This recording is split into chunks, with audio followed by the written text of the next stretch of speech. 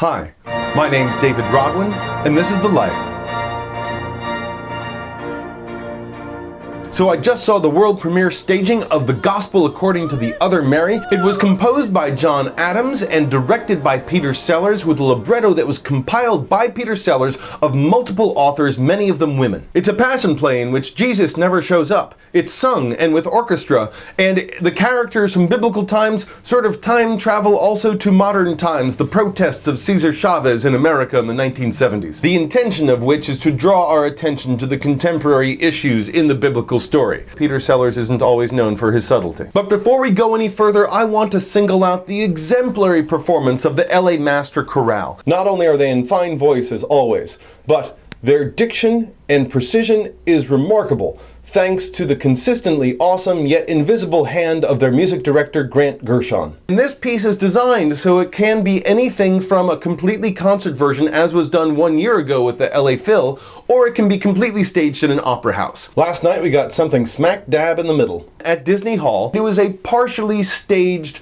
partially costumed production with no sets and minimal lighting. Sadly, the concert version last year was more effective. This is a strange beast, composed for full orchestra, full chorus, and 6 singers. But of those 6 singers, 3 of them are countertenors who sing together always the same words in harmony, and they are primarily playing the narrator. The other 3 singers are Mary of Bethany, her sister Martha, and Lazarus. The inspiration for the narrative is the Passion, but that's just half the narrative. The other half takes place in 1970s America, but while the story of the Passion is clear, the modern narrative is a disjointed mosaic that doesn't hold together. It doesn't have an arc that really carries over the course of the entire evening, whereas the Passion is a more traditional series of excerpts from the Gospels. And now we come to the staging. There were dancers as well, who were doppelgangers for Lazarus and Mary and Martha. Now you can do amazing things with dancer doppelgangers in operas. I think the most amazing example of that is Susan Marshall's choreography and direction of the Philip Glass opera Les Enfants Terribles.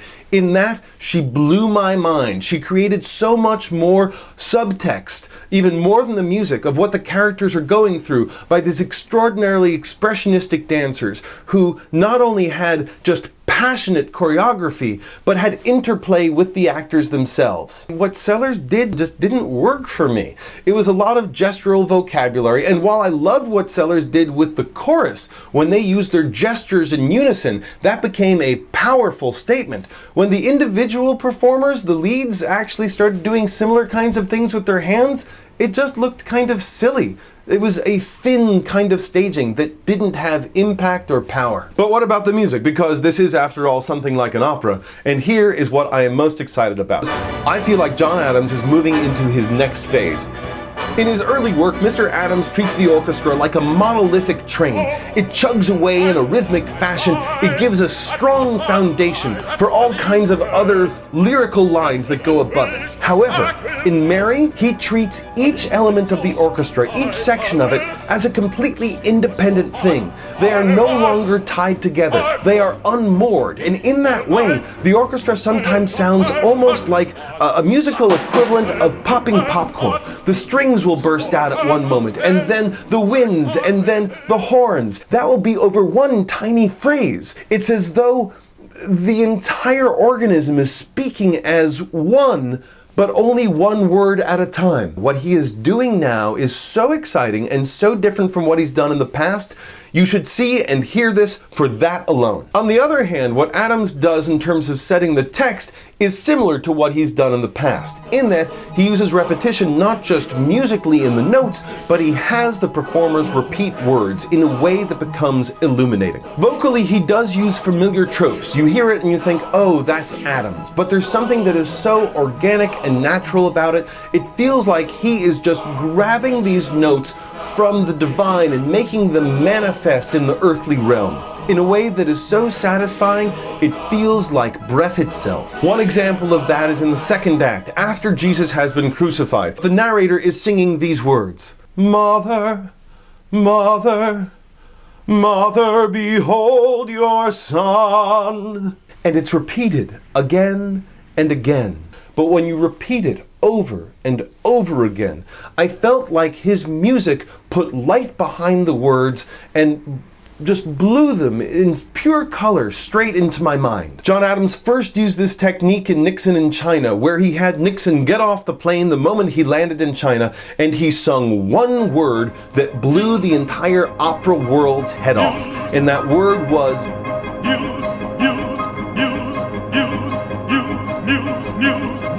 and he repeated it, and he repeated it, in a way that seemed so unnatural, and yet it brought such attention to what he was trying to say.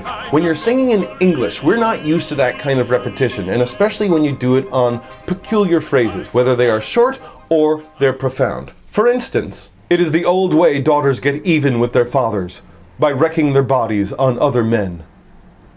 Now, first of all, that sentence is extraordinary, and when repeated and sung over and over by Mary just after she has anointed Jesus' feet, it is simply profound. And while Sellers is effective at creating these beautiful moments with the help of Mr. Adams, Sellers does not create a full arc and a full narrative and a full evening that is similarly satisfying. And I find myself asking, is this enough? Sellers has been doing this for so long. He captures moments that are so affecting, but he does it at the peril of the rest of the integrity of the whole. And I don't know if that's worth it anymore. And let's face it, Mr. Sellers, you're not a writer. You're not trying to be a writer, you're a compiler. You create these mosaics, and sometimes they work in moments, and other times they don't. But for some reason, you're refusing to use a librettist. Mr. Adams, you're going along with him as well, and I say it's time to stop this charade. Get a writer in the room. Find someone who loves narrative, who loves postmodern narrative if you like, someone who will spike and slash and destroy something that has a traditional linear narrative, but someone who has the back of the actual story, because right now that is sacrificed in a way that really impacts the rest of the piece. Find a librettist. I happen to know a particularly good one who writes for opera. My name's David Rodwin, and this is The Life. I was looking at